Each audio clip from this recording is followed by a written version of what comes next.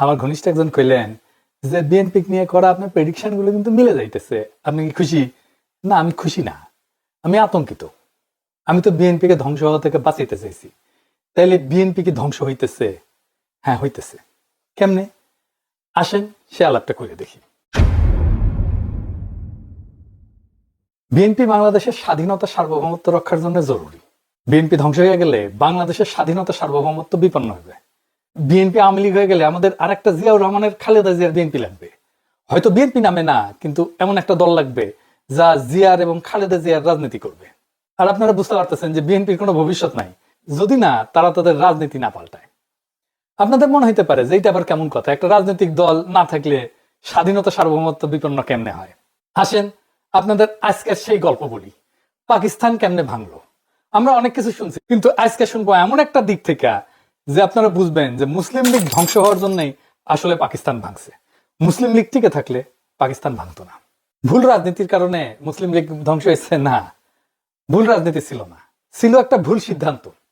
এইটা আমাদের জানা দরকার, কারণ বিএনপি আর আওয়ামী লীগ দুইটারই জন্ম মুসলিম লীগ থেকে। আওয়ামী লীগ আর বিএনপি হইতেছে মুসলিম লীগ আর বামের যোগফল।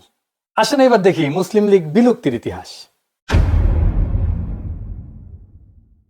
এটা একটু দীর্ঘ হবে আলাপটা, কিন্তু শুনলে ফায়দা আছে।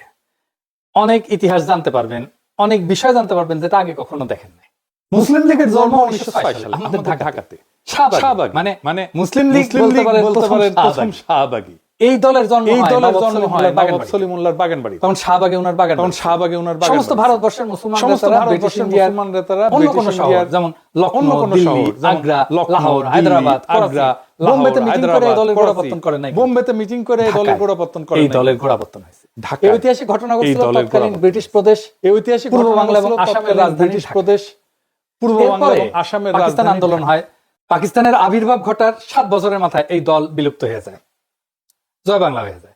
এটা খালি পূর্ব পাকিস্তান মানে বর্তমানের বাংলাদেশে ঘটে নাই, পশ্চিম পাকিস্তানেও একই ঘটনা ঘটছিল।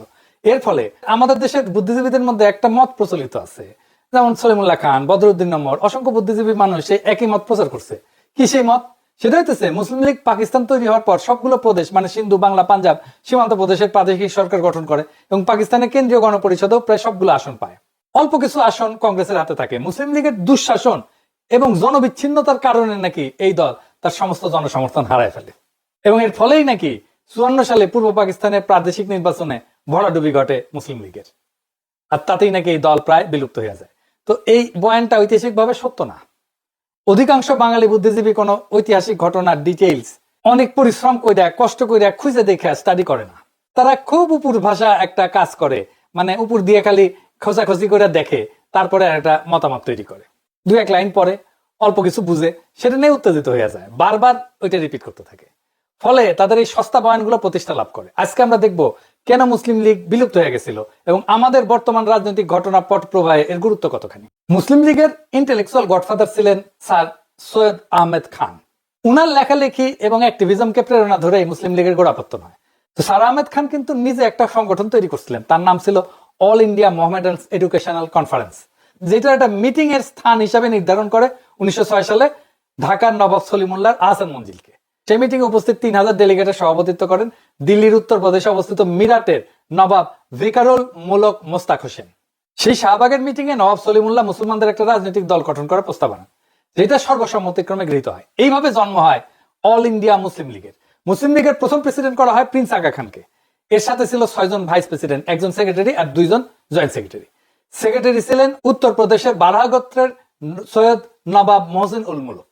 লীগের গঠনতন্ত্র বা সংবিধান, যেটাকে গ্রিন বুক বলা হতো, সেটা রচনা করেন মাওলানা মোহাম্মদ আলী। তার ভাই মাওলানা শওকত আলীর সাথে মিলে প্রথম বিশ্বযুদ্ধের পর খেলাফত আন্দোলন করেন গান্ধী আর কংগ্রেসের সাথে একজোট হইয়া। মোহাম্মদ আলী জিন্নাহ পরে মুসলিম লীগের প্রেসিডেন্ট এবং প্রধান নেতা হন, কিন্তু তিনি তখন মুসলিম লীগে যোগদান করেননি। যখন মুসলিম লীগ গঠিত হয় তিনি তখন কংগ্রেস করতেন এবং তাকে গোপাল কৃষ্ণ গোখলে বলতো হিন্দু মুসলিম মিলনের অগ্রদূত। জিন্নাহ 1913 সালে মুসলিম লীগের সদস্য হয়েছিলেন এবং 1916 সালে লখনৌয়ে মুসলিম লীগ আর কংগ্রেসের মধ্যে একটা মীমাংসা মিটিং এ উপস্থিত থাকেন, যেখানে কংগ্রেসের প্রতিনিধি ছিল বাল গঙ্গাধর তিলক এবং মুসলিম লীগের প্রতিনিধি হিসেবে পাঠানো হয়েছিল জিন্নাহকে। জিন্নাহ কিন্তু তখনও কংগ্রেসের মেম্বার ছিলেন, মানে তখন জিন্নাহ কংগ্রেসও করতেন মুসলিম লীগও করতেন, দুই পার্টি করতেন, বুঝছাও। জিন্নাহ কংগ্রেস ত্যাগ করেন 1920 সালে ডিসেম্বরে। সেই লখনৌ মিটিং এ মুসলিম লীগ আর কংগ্রেসের মধ্যে মিটমাট হয়ে একটা চুক্তি হয়, যেটা ইতিহাসে লখনৌ প্যাক্ট হিসেবে পরিচিত। এটার আর ডিটেলসে গেলাম না আর কি। মুসলিম লীগেও জিন্নাহ কিন্তু নাম কাওয়াস্তে সদস্য ছিলেন। মুসলিম লীগ শুরু থেকে রাজনৈতিক দল হিসেবে শক্ত অবস্থানে যাইতে পারে নাই, ধীরে ধীরে নিস্তেজ হয়ে যায়, প্রায় অপ্রাসঙ্গিক হয়ে যায়। তখন রাজনীতিতে গান্ধীর আবির্ভাব হয়েছে, সবার চোখ কংগ্রেসের দিকে।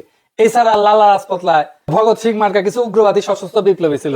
1933 সালে মুসলিম লীগ আজকের জাতীয় পার্টির মতো বেশ কয়েক ভাগে বিভক্ত ছিল। জিন্নাহ ততদিনে রাজনীতি থেকে অবসর নিয়ে বিলাতে যে ব্যারিস্টারি প্র্যাকটিস করতেছেন, প্রচুর টাকা পয়সা কামাইতেছেন। মুসলিম লীগের এক ভাগের প্রেসিডেন্ট ছিলেন পেশোয়ারের ব্যারিস্টার মিয়া আব্দুল আজিজ। এদের গ্রুপের নাম ছিল আজিজ গ্রুপ। মানে আরেক ভাগের প্রেসিডেন্ট ছিল খান বাহাদুর হাফিজ হিদায়ত হোসেন। আওয়ামী লীগও কিন্তু 1975 পরে এরকম বেশ কয়েকটা গ্রুপে আলাদা হয়ে গেছিল। আওয়ামী লীগ হাসিনা, আওয়ামী লীগ মিজান, আওয়ামী লীগ রাজ্জাক। শফিক রহমান ভাই জায়জাদিনে লিখতেন আওয়ামী লীগ হারামি, হারামি মানে হাসিনার হা, রাজ্জাকের রা আর মিজানের মি, এই তিনটা মিলে আওয়ামী লীগ হারামি। আওয়ামী লীগ কলে প্রথম থেকে হারামি, জাত হারামি আর কি, সাচ্চা হারামি, কয়েক জেনারেশনের হারামি। তাইলে মুসলিম লীগ কেমনে খারাপ হইল? মুসলিম লীগের এই অবস্থা দেখে উত্তরপ্রদেশের লিয়াকত আলী খান লন্ডনে গিয়ে জিন্নাহর সাথে দেখা করেন। তারা বোঝান যে উনি যদি ভারতে ফিরে এসে মুসলিম লীগের হাল ধরেন, তাহলে আজিজ গ্রুপ আর হেদায়েত গ্রুপ উভয় আবার একত্র হবে, পার্টি একদম ইউনিফাইড হবে। আজিজ আর হেদায়েত গ্রুপের কাউন্সিল উভয় মতামত দেয় যে জিন্নাহ যদি দলের প্রেসিডেন্ট হন তাহলে আবার একত্র হতে রাজি আছেন। এর ফলে জিন্নাহ ভারতে ফিরে আসেন। 1934 সালের এপ্রিল মাসে মুসলিম লীগের কাউন্সিল মিটিং হয় দিল্লিতে। সেখানে জিন্নাহর নেতৃত্বে মুসলিম লীগ আবার একত্রিত হইয়া জিন্নাহ মুসলিম লীগের প্রেসিডেন্ট হন এবং 1947 সালে পাকিস্তানের গভর্নর জেনারেল হওয়ার আগ পর্যন্ত ওই পদে আসীন থাকেন। জিন্নাহ মুসলিম লীগের প্রেসিডেন্ট হওয়ার পর সারা ভারতবর্ষ জুড়ে বিভিন্ন গুরুত্বপূর্ণ মুসলিম অ্যাক্টিভিস্ট আর নেতাদের লিগে রিক্রুট করা শুরু করেন। জিন্নাহর পার্সোনালিটি সবাইকে আকৃষ্ট করতে পারত, এই জন্য সবাই অনায়াসে তার নেতৃত্ব মেনে নিত। বাংলাতে নবাব সলিমুল্লাহর ভাগনা কিন্তু ছিলেন খাজা নাজিমুদ্দিন, এবং এই ক্যারেক্টারটা খুবই ইম্পর্টেন্ট, এটা মাথায় রেখেন। সবসময় মুসলিম লীগ ছিলেন, যদিও নাজিমুদ্দিন অত্যন্ত দুর্বল একজন ব্যক্তিত্ব ছিলেন, তেমন কোনো ইন্টেলেকচুয়াল বা অ্যাডমিনিস্ট্রেটিভ ক্যাপাসিটি ছিল না, কোনোদিনই ছিল না। ব্যক্তি জীবনের অত্যন্ত অমায়িক ব্যক্তি হওয়ার ফলে সকলেই তাকে পছন্দ করতেন, আমাদের প্রফেসর ইউনূসের মতো। কারো সাথে নাই, পাশে নাই। হোসেন শহীদ সোহরাওয়ার্দী প্রথম বিশ্বযুদ্ধের পর থেকে বাংলার রাজনীতিতে সরব ছিলেন, খিলাফত আন্দোলনে যুক্ত ছিলেন এবং একসময় কলকাতার ডেপুটি মেয়র ছিলেন। উনি কলকাতাতে ট্রেড ইউনিয়নের রাজনীতির সাথে জড়িত ছিলেন এবং ওইখানকার ইউনিয়নগুলোর মধ্যে ওনার ব্যাপক জনপ্রিয়তা ছিল। নিজস্ব একটা পার্টি ছিল, নাম ছিল অল ইউনাইটেড বেঙ্গল মুসলিম পার্টি। তারপরে সোহরাওয়ার্দী তো বেঙ্গলের মুখ্যমন্ত্রী ছিল।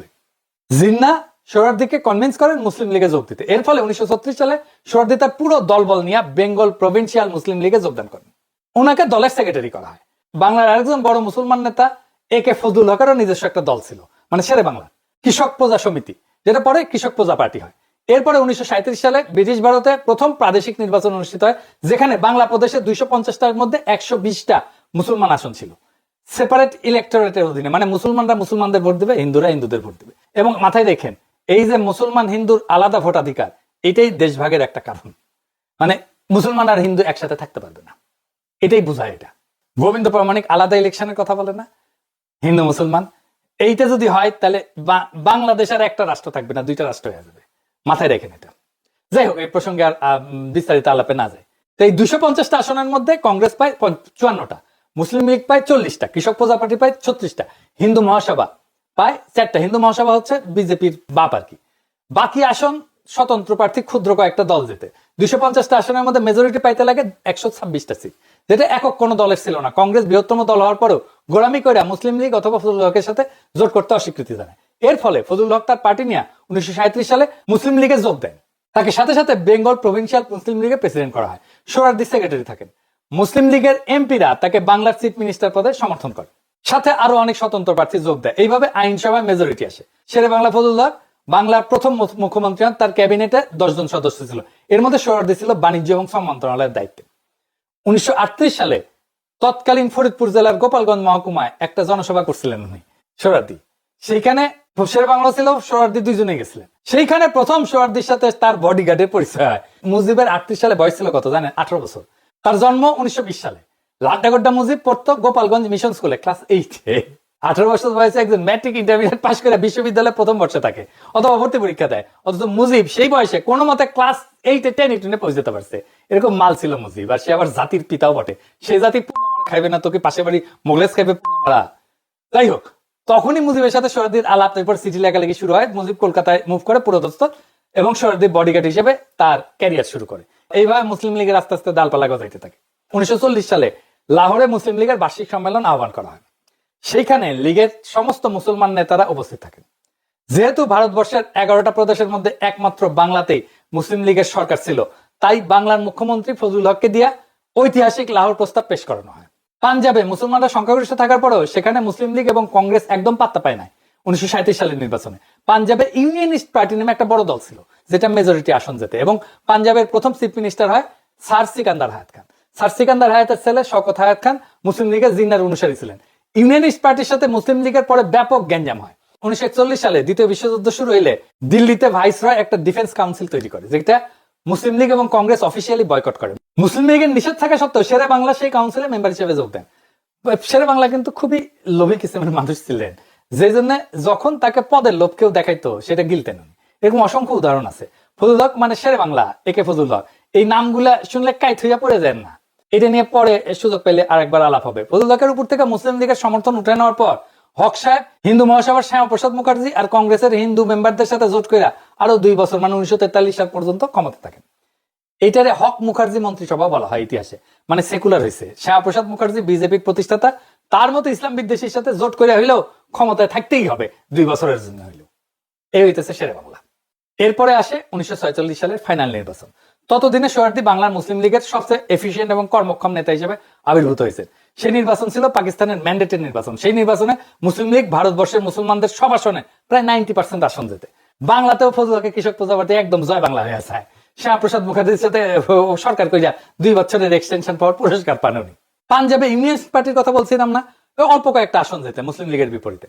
সিন্ধু, যেখানে মুসলিম লীগ 1937 সালের নির্বাচনে একটা আসনও যেতে নাই, সেখানে প্রায় সব মুসলিম সিট এবার যেতে সরকার গঠন করে মুসলিম লীগ। এরপর শুরু হয় ভেজাল। বাংলাতে মুসলিম লীগের সবচেয়ে বড় অ্যাক্টিভিস্ট গ্রুপগুলোর নেতা ছিল সোহরাওয়ার্দী, যার অক্লান্ত পরিশ্রমের ফলে মুসলিম লীগ বাংলাতে বিপুল জয়লাভ করে। সোহরাওয়ার্দী ব্রিটিশ বাংলার সর্বশেষ চিফ মিনিস্টার হয় এবং সরকার গঠন করে। এরপরে 1947 সালে পাকিস্তানের আবির্ভাব হওয়ার পর শুরু হয় ভেজাল। মুসলিম লীগের ভেতরেই ভেজাল। সে ভেজালটা কি?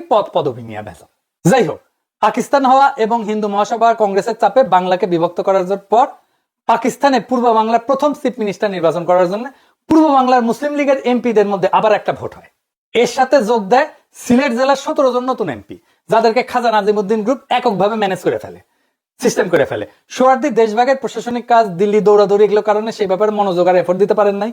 পশ্চিম বাংলার মুসলমান এমপি যারা সোহরাওয়ার্দীর সমর্থক ছিল, সোহরাওয়ার্দীর লোক ছিল, সোহরাওয়ার্দীর ক্যাডার ছিল, তারা ভারতের অংশে পড়ে যাওয়াতে এই নির্বাচনে অংশ নিতে পারে না।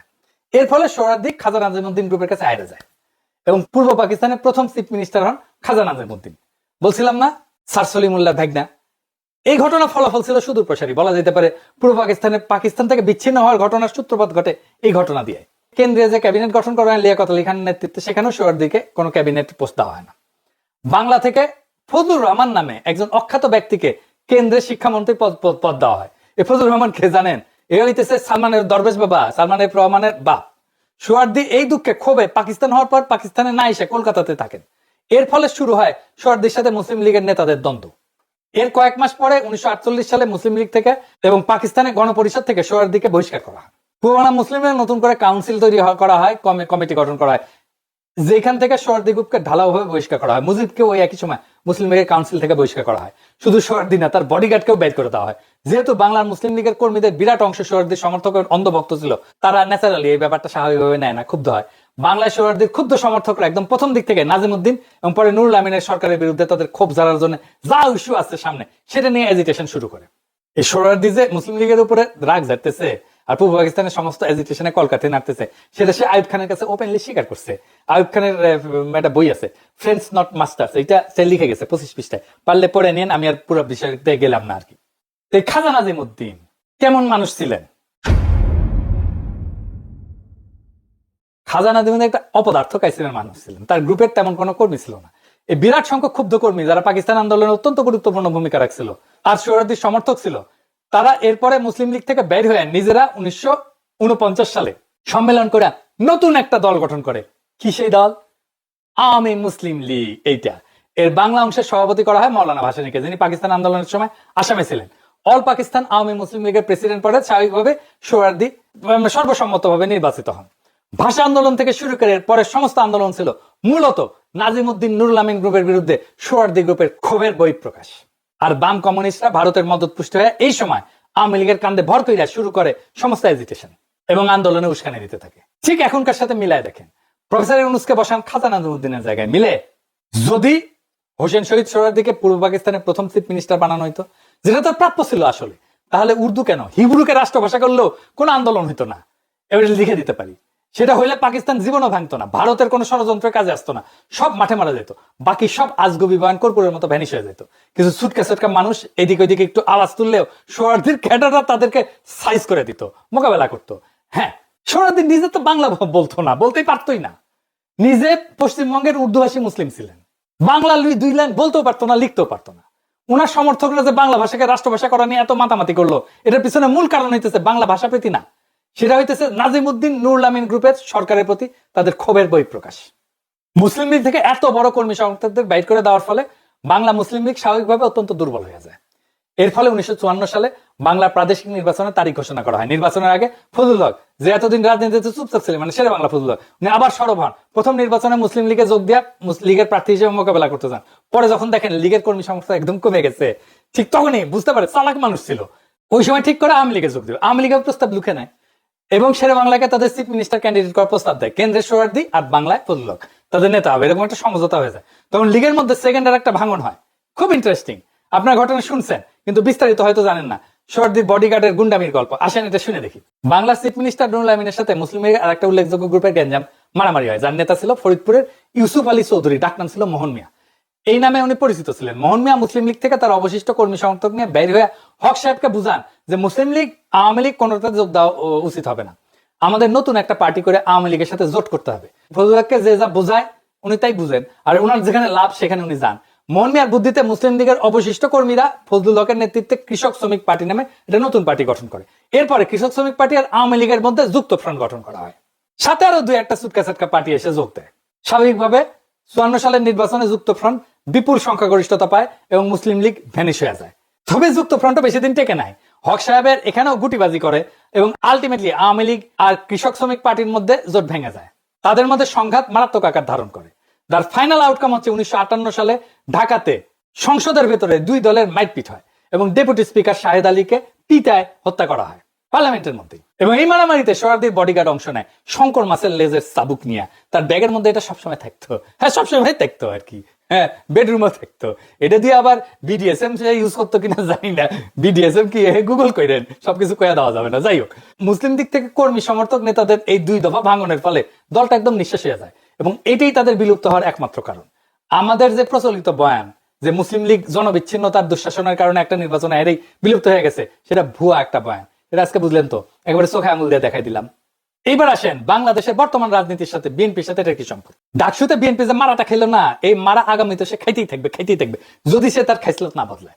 ভোটের রাজনীতিতে বিএনপির আসল জায়গা, ভোটের জায়গাটা হচ্ছে যেটাকে কনস্টিটিউয়েন্সি বলা হয়, সেটা হচ্ছে তার মুসলিম ভোট, মুসলিম জাতিবাদী ভোট, সাধারণ মুসলমানের ভোট। এক অর্থে এটাই জিয়াউর রহমানের বিএনপি এবং তার রাজনীতি, এটা এক অর্থে বিএনপি পিতৃ পরিচয় বটে। আর এইবার বিএনপি তার বাপের পরিচয় অস্বীকার করে আওয়ামী লীগের রাজনীতিতে মাথা ঢুকাইতে গেছিল, হাসিনার ফেলে দেওয়া গু খাইতে গেছিল। বিএনপির প্রো ইন্ডিয়ান রাজনীতি করতে দেওয়ার কারণে তার মুসলিম জাতীয়বাদী কনস্টিটিউয়েন্সি থেকে পুরো আইসোলেটেড হয়ে গেছে। আমি আগে কইছিলাম বিএনপি জাতীয় সংসদ নির্বাচনে জেতার চান্স কম, কইছিলাম না? এখন আমি শিওর বিএনপি জিতবে না, সরকার গঠন করতে পারবে না। এডিটর সাহেব বিউ বলে না, বিষণ্ণ সুর দেন না, এরা মেলা দিন শুনি না, তো বিদায়ের একটা সুর দেওয়া ভালো আর কি, ক্ষমতা আসার আগেই ক্ষমতা থেকে আল।